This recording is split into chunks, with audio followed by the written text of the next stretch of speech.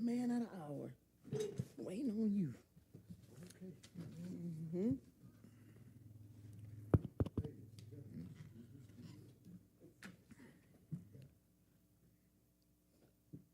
Hello, we're going to call, is this on? Okay, great. We're going to call to order the 11th session of the Pontiac Charter Revision Commission, April 27, 2023 at 6 p.m. Meeting location, the City Council Chambers. Roll call. For the record, it's 6:10. Commissioner Burrows, Present. Garrett, Killian, Present. Payne, Ramsey, Stewart, Present. Turpin, Here. Williams, Present. Ibarra. Mr. President, you have a quorum? Okay. All right, I need a motion to excuse Chairperson Ramsey, Commissioner Garrett, Commissioner Payne, Commissioner Ibarra. So moved. All right, it's been moved and supported. Any discussion? All right, seeing none, roll call. Killian, Yes. Stewart, Yes. Turpin, Yes. Williams, Yes. Burrows. Yes. 5 yeas, no nays. Okay, members have been excused. Now I need a motion to approve the minute meetings from April 23rd, 2023. March, right? Yep, March, yes. So moved. Support. It's been moved and supported. Any discussion? Seeing none, roll call. Killian, Yes. Stewart, Yes. Turpin, Williams, Yes. Burrows. Yes. 5 yeas, no nays. Okay, awesome. So now that brings us to agenda items. The first agenda item for today is subcommittee reports. We had Rules and Planning meeting. The chair of the Rules and Planning is, am I the chair of Rules and I Planning? think you're the chair. I think I am. That one. I think I'm the chair You're of chair personnel. for personnel. Yeah, Right. so the chair Hard to keep is track. not here, so I'm going to ask Mr. Stewart to go through the rules and planning, and then I will chime in if needed. Sure. So we met as a team there, and our general focus for that meeting was to really start to parse through the charter as written and focus on how we can start to create kind of buckets of areas to look at. So we started to kind of go through each article by a strenuous process and figure out kind of what things can we combine together. So when you look at things like elections, when you look at things like city council, there's a lot of different areas of the charter that are all over the place. So we wanted to start to work that together so that when we have conversations with the community, we can come and say, okay, this is all of the aspects of the city council. This is all the aspects of the mayor. This is all the aspects of these different pieces. And so that's what we kind of focus on for that piece. And so you'll see pretty long notes, and these are the shortened notes of that, about kind of what we kind of discussed through those pieces. And so our hope is to take this and start to really craft that next piece of that. And then, I'll kind of speak to research for a moment, is to take that to research committee, have us do some education thoughts, and figure out kind of, are there people that we can look at? Are there examples from other cities, things that we can start to pull together to help in guiding us in those discussions as we have them at future meetings? And so you'll see the first thing that we really started to look at. I know we've had a couple conversations around this. We had some education through that Charter Commission resource guide book about kind of form of government and all of those pieces, including, why are we a city versus a township or village, just different pieces like that. And so one of the first things that we wanted to do was really at our next meeting in May, due especially to the budget meetings, is to actually have a community education session related to those two topics. So one on education on forms of government and the other on city government types, and probably work with somewhere like Michigan Municipal League to do so. And so that was kind of, and then at additional meetings, you'll see some of our upcoming meetings. I don't know if we'll have a speaker tonight or not, but is also a presentation from just some other members that I know. We have Commissioner Turpin here, who is also on that, but just a formal presentation on the past Charter Commission, just so we can kind of get some guidance and thoughts from them formally.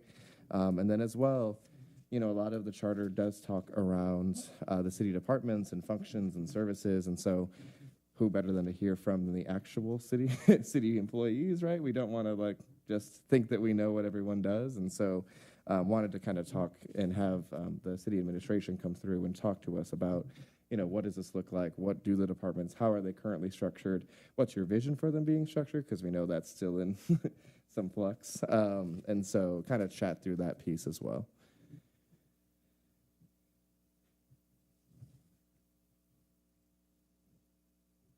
That's it? Okay. So we, if you look at the organizational charter discussion, this is kind of the layout and plan that we tried to group the charter together, and Scott did a fantastic job of typing up these notes. The first kind of thing that we want to cover, because I think that's ground zero, is You're on the excuse me. You're on the first page. I'm still on the notes, the meeting minutes. Yeah. Okay. Yep, on the meeting minutes. So it says Pontiac Charter Commission Rules and Planning Committee. So the first thing we want to go through is kind of Article 1, city government and boundaries. What is the difference between a township, a city, because they provide different services. And I don't know if everybody knows the differences between like Pontiac, Waterford, Auburn Hills, and what that does. Second part that we want to group is what is the difference between a strong mayor and a weak mayor form of government, and et cetera. What does that mean? And then moving to Article 2, talking about elections. So really thinking about how many people are elected, what after they figure out the different forms of government, what does that look like? One of the things that Pontiac doesn't currently have is staggered terms. And so all of the executive branch and the city council is up at the same time. Other cities kind of stagger those terms, so somebody will run 1 year. So just like to set up at the school board, they have staggered terms. So that was a thing that we wanted to kind of highlight. Really want to flag election commission. So previously, the election commission was made up of, I believe, the city attorney, the treasurer, and the clerk, right? And when the charter was originally constructed in 1982, it didn't intend for those to be outsourced positions. And so we had a city attorney. Now we've moved from having an actual in-house city attorney to having a law firm do that. And so maybe this election commission needs to be looked at to make sure that that's there. Even though our current mayor was duly elected, we kind of had something like in Washington, D.C., where they didn't want to certify the election and actually put some people on. So just wanted to flag that. Then also talking about recalls and what is the law on recalls. A lot of people don't know that necessarily state law prohibits people being recalled in the first year, according to our charter. And then also nominating petitions. The amount of signatures you have to get to actually run for office, and is that something we want to look at or not as a city? Then primary elections, are we going to keep the same system that we have? The new concept that's going around now across the United States is ranked choice voting, meaning you would vote for your first choice, and then if that choice didn't win, then the second choice could possibly win. So you have votes and you would rank them on how that works. So just having those kind of ideas and having those discussions. And then what offices should be elected. So in Pontiac, our city clerk's office is currently a position that's appointed by the city council. In some cities, that's an elected position. City attorney, like I said, is a firm right now. Is that something that they want to continue or not as citizens? And then Article 3, City Council, how the district should be made up. if there's at-large or other things. And I know Dr. Turpin probably has some thoughts about that. So when we get to that training session, I would love to hear what he's got to say about that. And then how long should residents be in the district? They updated it and changed it with a charter admission, saying you had to live in the district 1 year prior to running. And then what would be the responsibilities also, what would be the pay for these people? Are they going to be part-time or full-time? And the last couple things that we covered, and most of this is for the audience because they don't have these packets, is what should happen at the organizational meeting. Right now, currently, as our charter is constructed, everybody gets sworn in on January 1st. I think it's 12 noon, Madam Clerk. Yes. And then at that same meeting, they have to pick the leadership for the council. And a lot of times people may not even know who would be a good fit or good for leadership role, but because they have that pressure, they end up picking whoever. So just looking at that and the way we do that, and even if we want the meetings to start on January 1st, we talked about public access, and then voting access is important, and then just general staff. So I think that's and then the final thing that we should talk about that was mentioned in these kind of discussions is not only how ordinances are made, but the existing things that are in the current charter that no longer exist in the city. For example, City Hospital, having a discussion on is that something that would be in the new charter or not, librarian, those kind of things also. And then the last thing is talking about, who can be actually censured or what additional powers the president would have. And then also what happens with vacancy in office or a dereliction of duty. So I think right now you have to miss 5 consecutive council meetings to vacate the seat. And so in the past, we've had people who would miss 4 meetings and then show up to the 5th and still be able to keep their spot. So those kind of things happen, and just trying to make sure that we're looking at that. Did I miss anything, Scott? No, I was going to say, in this, obviously, there's 1,000 more articles. We were only able to get through that in our 2 or 3 hour meeting. And so, again, the hope is that we'll keep moving this, but that these were some good starting points for us to kind of have some conversations. And then, yeah, so that's that. All right, so that concludes the planning report. All right, then we got outreach report. All righty then. Okay, let me go over this. First, we was unable to have them typed out. I'm glad y'all did, because that makes a lot of reading easier. But we had a couple of meetings, and it was in concern of, we went over far as the training, and thought it would be a good idea before we got started with outreach far as within the community to do the actual training according to learning all the things, the ins and outs of what the charter does. I'm glad y'all kind of, laid things out and brought attention to certain ideas and, thoughts of what should or should not be attended to far as the charter. We also brought up, whatever, just had it. He sent me notes. Hold on. Jose, I'm looking for Jose's notes he sent me.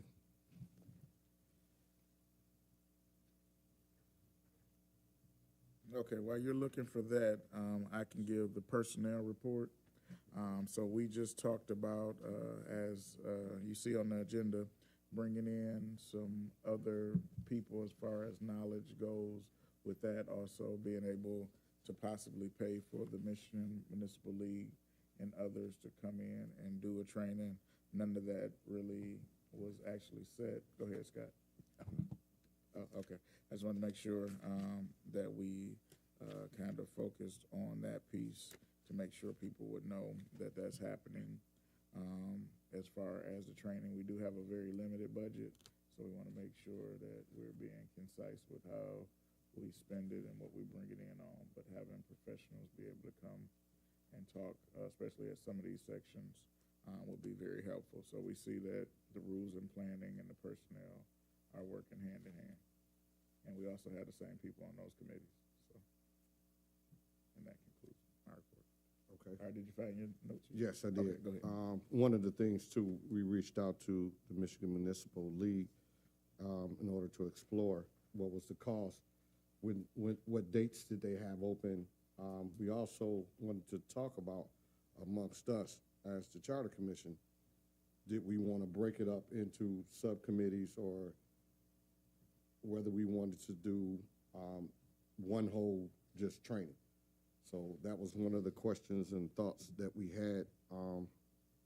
We were unable, like I said, we didn't get the information back as far as the cost of what available dates. So we're still waiting on details for that information. The next thing we got into was having a suggestion box for the community. I guess some of the papers that Ms. Payne, I guess, initiated is some of the suggestion boxes we were thinking to using as far as having the community to be able, if they couldn't make the meetings or anything, to have them where you can drop off your suggestions at a suggestion box. Not say, we know we had a voters box and we wanted to something just to identify that this was the Pontiac Charter Commission suggestion box. So these are some of the boxes that she looked up, I believe, and I think she sent them to the clerk. Yes, okay. And so she did send she had looked up some of the boxes and any suggestions of which one, I know, because like we say, cost is limited, as far as funds are limited, so we were trying to pick something that was going to be feasible, but also adapt to what we needed it for. So that was one of the other things. So you can look at the boxes. The other ones, we suggested that once we did get the training, we have gathered all the information from each county community district for their meetings. So we could attend them and inform them of actually what the charter does with the information and kind of get their feedback on what they wanted out of their districts. And that's pretty much where we were. Hold on. That recur monthly and strategize to have 2 charter reps at each meeting. Oh yeah, we also suggested that if we do these meetings, that we at least have at least 2 charter members at the meeting. And that's the conclusion of our subcommittees. If Norb, you want to add on? Okay. Okay, next is Research Committee. Cool. Well, we did not officially get to meet, but I did have an agenda that we put together. So, again, you'll kind of see the overview and goal of the committee in this. So, again, identifying examples and best practices for charters across the state and country. I put speakers and individuals in here, but really just, again, really thinking about, again, are there specific sections and categories that we can look at and do our research on for that. Similar to our other notes, you'll see some of the pieces that I put in there, some of those future trainings. But I think, again, really what I did was structure our conversation from the Rules and Planning Committee to focus on what are the actual topics to research, and I put those out here. So things like structure of government. So again, assessing that balance between strong mayor and council manager, elections, what other cities, what is the composition of election commissions in other cities? So that's the kind of stuff that we'll be looking at. Who is elected officers? What are recall procedures? Nomination process. For the city council, again, best practices around number of city council districts and structures for term limits. Procedures for handling transitions. Well, that was a big, I think, conversation as well. And also a conversation right around staggered terms, that type of piece. Best practices for even meeting structures and how often city council meetings occur. What do other cities follow, right? So in the city of Pontiac, it's a weekly meeting by force of the charter. Like, not every city does that, right? So how can we start to... No other city does No other city does that, let's be clear. So again, researching that, coming to the table and saying these are some areas that we can really look at and assess for how we can change this potentially so that we have that backing of that. Absences and vacancies, how people do that. There's a lot of conversation around city council structure and staffing. Again, I think Pontiac is specifically just only part-time, paid minimally in that, but we require a lot of our city council members. And so how do we assess that, and what are best structures for that, right? So it doesn't have to be like a city of Detroit who's full-time. It doesn't have to be, it can be a mix of different things, but what are some structures that we can assess if we do want to look at that structure, including having staff members, including, we know the clerk's office is through city council, but what could that really look like, you know, in those pieces as well, and what should we explore as we do that? Looking at that in local compensation, looking at powers of the council president, which could change if a structure is changed. That may not be a relevant position at forever, but whatever that looks like, again, what's the research that we need to really go into? What are best practices for community benefit agreements? I know that's a big conversation that we also had and that many cities are having right now. Some clawback provisions, looking at the city payroll and violations, particularly, again, that kind of balance and checks on balances and power. Bonds, again, I don't know bonds well enough to be able to speak to that section, but we can bring people in and look at other city charters, some investigative powers. There were some general topics around like cities that have ombudsman, which is an interesting term, but inspector generals, or people who are some sort of investigative arm or integrity officer of some sort. So look at that, or looking at potential parliamentarians or pieces like that that are worked into the charter. I think there was a big conversation that when this charter was developed, it was almost developed to focus on the best scenario of the city hall, right? So if everyone is working perfectly together and everyone is lovely, like this is the charter for that, right? We almost need to move into a safeguard charter, right? We've seen enough happen that we now need to really safeguard our city and make sure that there are protections and violations and things in place to ensure that nothing bad happens in the future. And so that even if we have amazing people, like let's make sure that we have those safeguards in place. And so thinking about like, are there city charters around the country that focus on that we could really look at? And then again, that checks and balance between the branches of government. So that's really like my research agenda from the first set of articles that we really started exploring. And so my goal is, you know, by all means, this is the research committee, but if there are members of the Charter Commission or those who are in the audience or whoever, or with listening wherever are interested in these topics, that I would love to hear from you. So feel free to send me an email. Feel free to bring that to my attention, and I can bring that to the research committee as well. So by all means, again, it's not just the research committee who can do this. Anyone can. And so if you see things or hear things or have ideas, would love to kind of wrap that into what we're doing as research as well. Yeah. Thank you, Commissioner Stewart. So is there anything out of these committee reports that you think are missing? Because I know some of us are not on these particular committees, like I'm not on research. So is there anything that we should be looking at in the charter that comes to mind that is not currently being thought about according to these notes?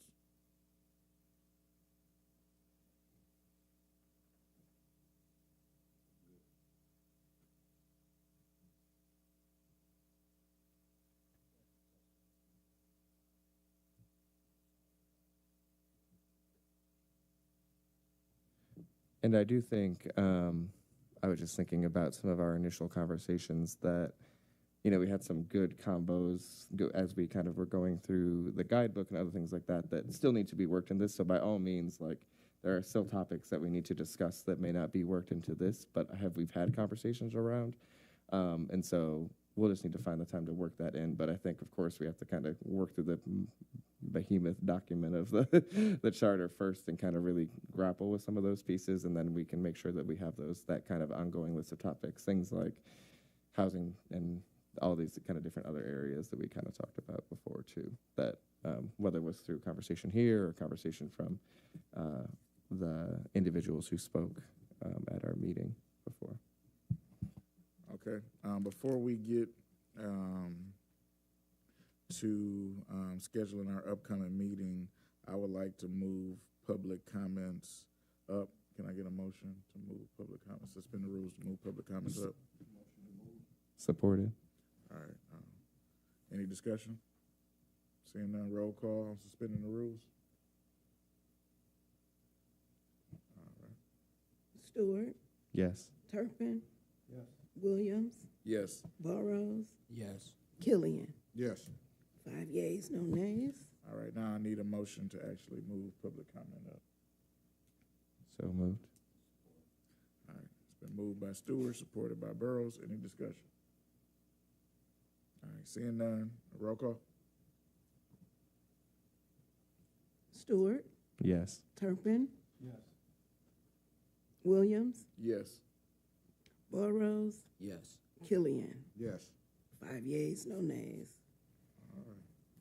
Is there any public comment? Anybody in the audience who would like to say something?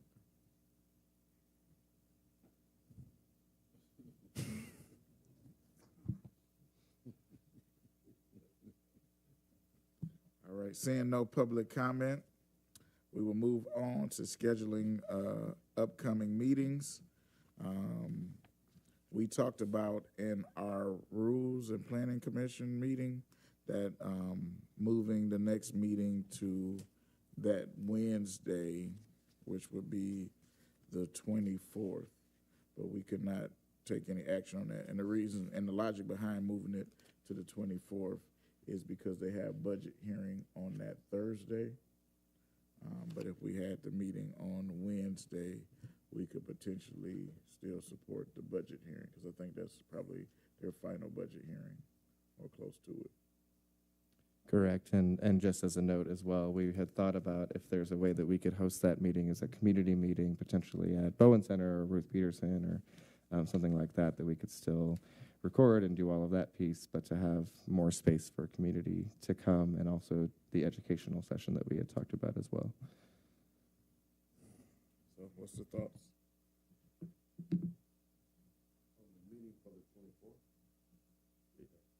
Yeah, be it on the 24th. Yeah, so moving from the Thursday the 25th to Wednesday the 24th. We haven't had a meeting, so the clerk just went from our regular fourth Thursday meeting, and that's where the 25th came from. So, yeah. 'Cause we meet every fourth Thursday.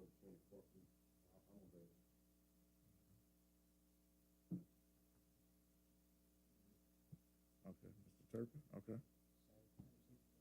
Yes, 6 o'clock. Mr. Stewart? Yeah, good with me. Okay, so I need a motion to schedule the next Charter Commission meeting, location to be determined, for May 24th, 2023 at 6 p.m. Supported. All right, it's been moved by Killian, supported by Stewart. Any discussion? All right, seeing none, roll call. Stewart, Yes. Turpin, Yes. Williams, Yes. Burrows, Killian. Yes. 5 yeas, no nays. All right, that moves us to closing comments. Mr. Stewart? I'm good, thanks. All right, Dr. Turpin? Mr. Killian? Yes. I'd just like to honor everyone here and that's doing a fantastic job as far as doing the research and getting out proper information and doing a lot of work with this committee. It's very important. Still want the public to know it's very important, and they should think about attending some of these meetings because this is their future. So with that, I say, man, honors to everyone. And I'll see y'all the next time. Commissioner Burrows? All right, we will adjourn this meeting at 6:39.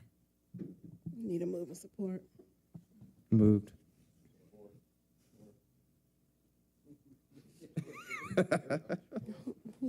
Roll call? You have to tell me which support you're going with. What? With support. Okay, so just for the record, we don't have to move to adjourn meetings, but who wants Okay, to we'll move do- in a second? No, I'm just saying that's the protocol. So I'll take a move from Stewart and a support from Killian. All right, any discussion? Seeing none, roll call. Turpin. Williams. Yes. Burrows. Yes. Killian. Yes. Stewart. Yes. All right, meeting adjourned at, I have 6:42. What do you have? I got 6:40, but we'll take your 6:42.